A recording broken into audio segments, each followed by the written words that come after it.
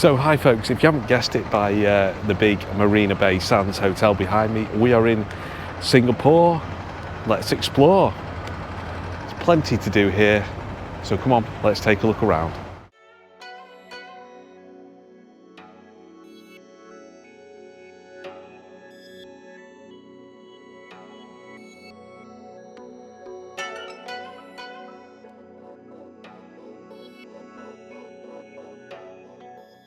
Like the Singapore Flyer, which offers 360-degree views of Singapore.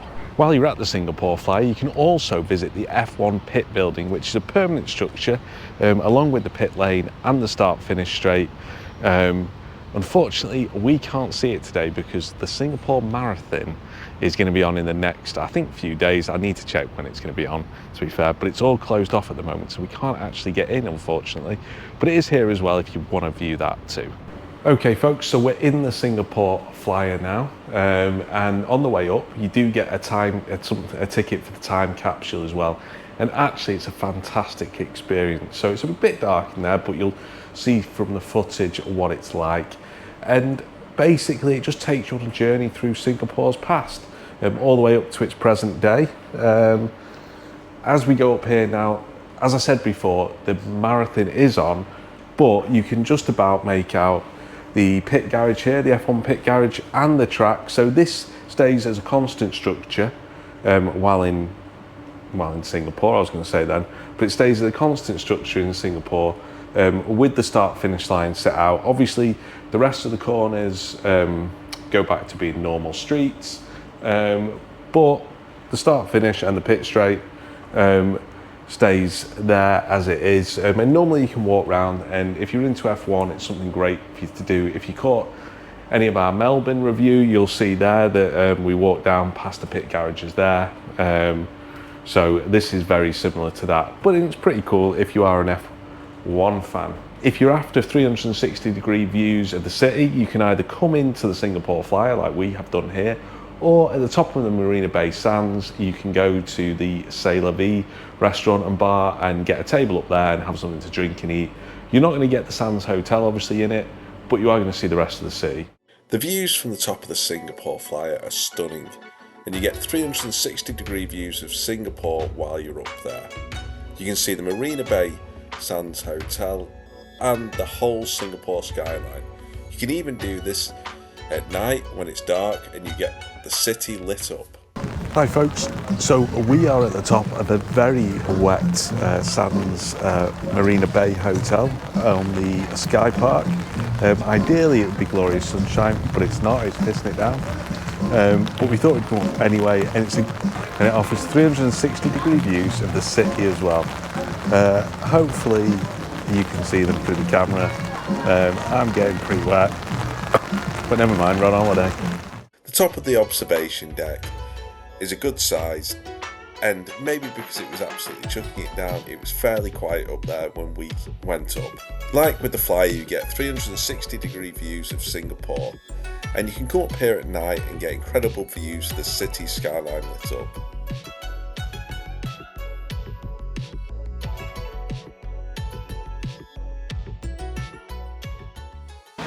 One thing to do while you're here in Singapore is head over to the Marina Bay Sands and then walk through to the gardens by the bay. Now, it's stunning in the day, it's also stunning at night when it's lit up. A lot of it is free for you to walk around, but if you want to do the Skyway, I think it's called, off the top of my head, you do have to pay for that. It is like a wooden walkway that takes you through the tree canopies and everything. You can see the lights and other things. One thing you can do as well when you're in the Sky Garden is there's the Cloud Forest and the Flower Dome. Both you need to pay for, but if it's a nice day or if you want to explore it at night, then it's not too bad to have a wander around and just pay that extra bit and go and have a look at some of those interesting parts of it. It is raining, but we're going to do it anyway, and you guys at home can come along and see what it's like.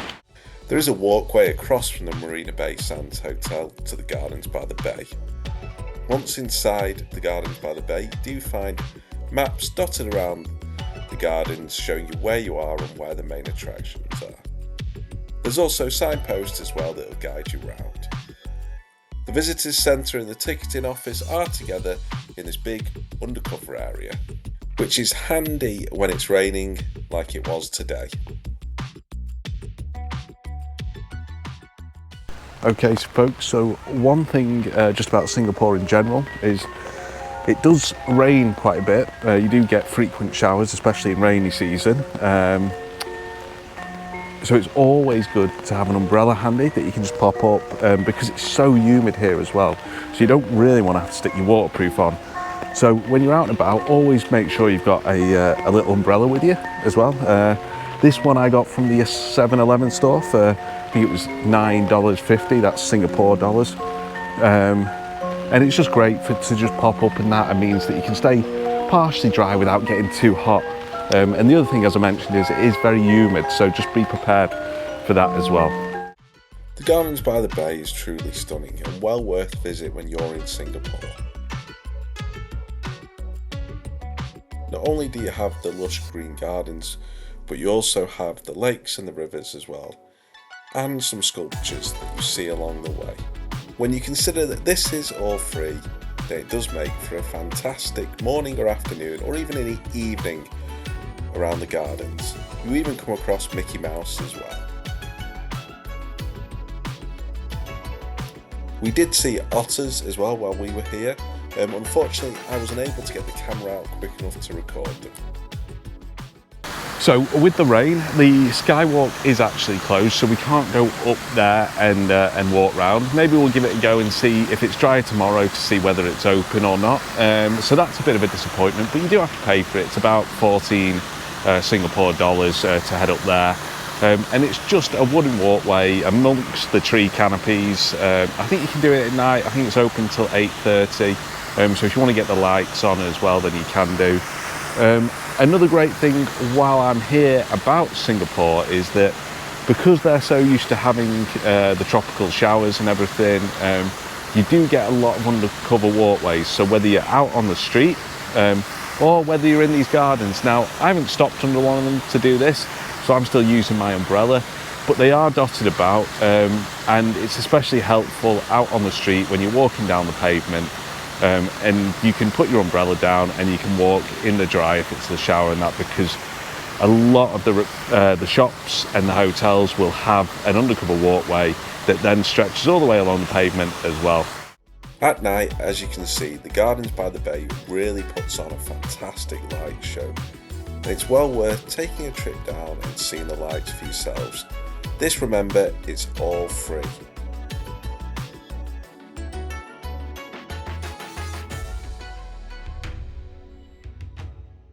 So folks, here in Singapore there's plenty of places to eat, and one of the most favourite places is the hawker markets, which are kind of like big food courts really, but they serve exceptional food.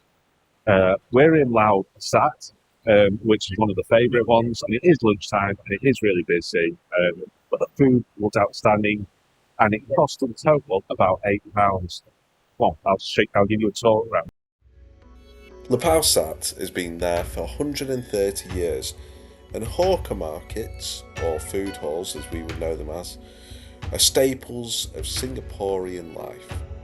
Honestly, the food in these places is fantastic, and on the most parts it's really cheap as well. So it's great to come out for lunch or even an evening meal to get a cheap bite to eat. It does get busy though, and you will have to fight your way through the crowds to get a seat. Another great attraction with plenty of restaurants in is Clarke Quay behind me here. Let's go and have a closer look. Clarke Quay is the home to many restaurants and bars as well. If you fancy a bit of nightlife in Singapore, then it's definitely the place to come down to and experience some of the bars that they have here. Also, if you don't want to try out some of the hawker markets, or maybe you've tried out a few of them and want to try out something different, come down and check out some of the restaurants as well.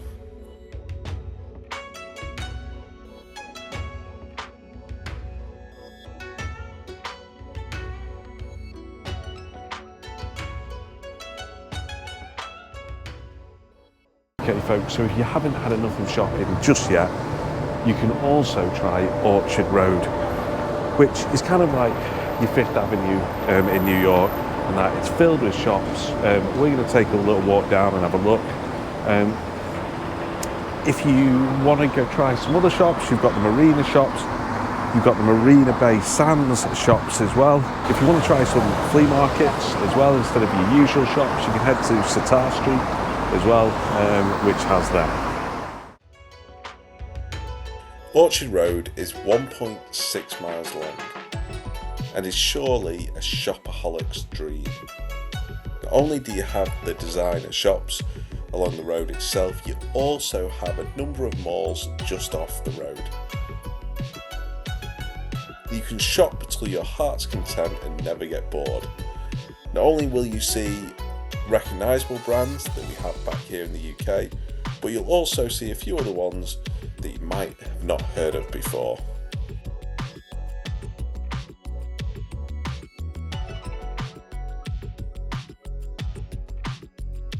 If the weather takes a turn for the worse, which it will do in Singapore, you can try the Marina Bay Sands shopping centre as well. It's all undercover and you have an amazing array of shops within 3 floors here. There's also a food hall as well and a few restaurants in case you get peckish. So if you're tired of shopping, eating, even sightseeing, why don't you come and spend some time in Fort Canning Park and let the green nature tranquility take over you. Come on folks, let's go for a walk around. Fort Canning Park is a great space for getting away from the hustle and bustle of Singapore. The park itself is a decent size with plenty of walking tracks around it. Along the way you will come across exercise equipment, so if you fancy a quick pull-up like I did, you can get your exercise in while you're here. Or you can just enjoy a leisurely stroll around the park itself.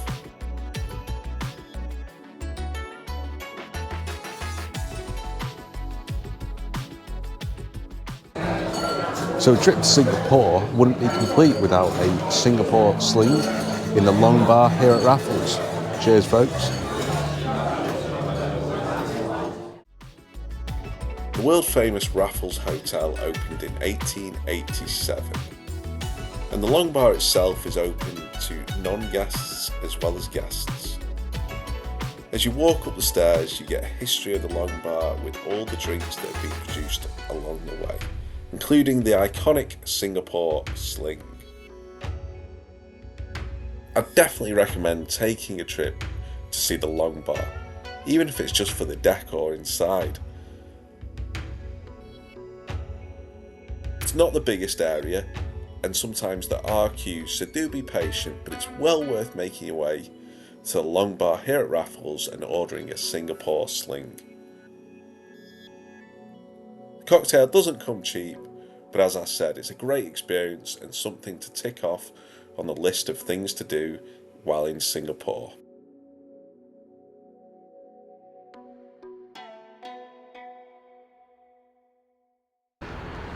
Right folks, so you're in Singapore and you're looking for a great rooftop bar to enjoy the city lights at night. Why not try the National Gallery of Singapore? But wait a second, hear me out. On the roof there's a bar called Smoke and Mirrors. Book a table and head up there and enjoy some of the best cocktails around.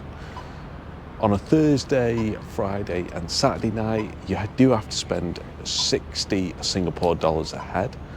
At the rest of the week it's only $40 a head, which isn't too bad when you're presented with the Singapore skyline and views.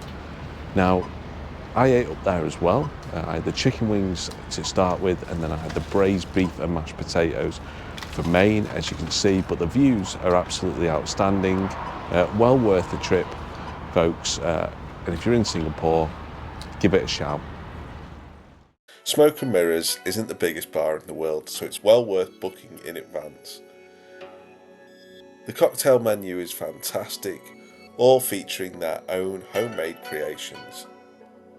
They also serve food as well, although it is small plates and more of a tapas feel. I went for the Shiitake Happens cocktail, and it was presented beautifully. Also tasted great as well, and was pretty strong. You sit here, sipping on your cocktails and watching day turn to night while taking in the incredible view of Singapore. Honestly, it's a great place to come and have a drink, maybe a little bite to eat, and enjoy Singapore at night. Singapore at night looks stunning, like most cities, all lit up. It was a fantastic way to end the trip. So folks, that marks the end of our stay in Singapore, and honestly, if you're thinking of coming, please do. There's so much to do and see here, so many restaurants, so many bars as well, so much shopping. You've got the Marina Bay Sands behind me, you've got the Singapore Flyer, you can take a walk down Orchard Road.